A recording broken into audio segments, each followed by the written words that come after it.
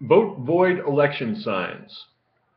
Vote void election signs have been popping up in Moncton, urging people to vote none of the above. Personally, I think spoiling your ballot is a waste of time, as is voting in general.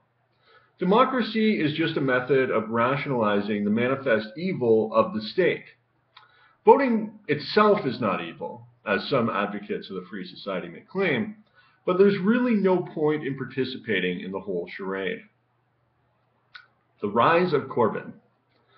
Far-left backbencher Jeremy Corbyn has been chosen as the new leader of the Labour Party in England.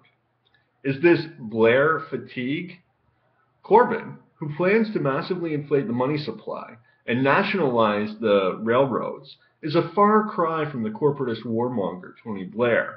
And while his socialist policies would spell disaster for the British economy, some doubt his prospects in the general election. In Hamilton, NDP candidate Alex Johnstone apparently had never heard of the Nazi prison camp Auschwitz and made a reference to the phallic nature of fence posts there in a picture on Facebook. While many on the right have feigned outrage at her ignorance, this is actually a positive thing, and hopefully she wins the election.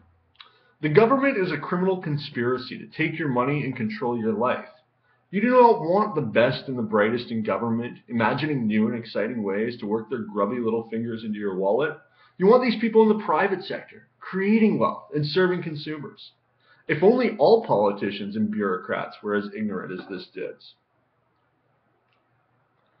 The arts.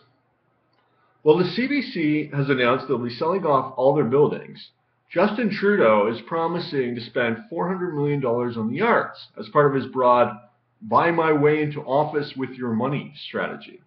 Newsflash, Justin. Government spending is not a panacea for economic ills.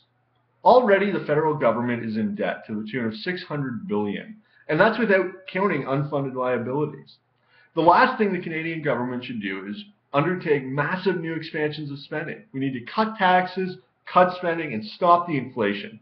Trudeau wants to do the exact opposite.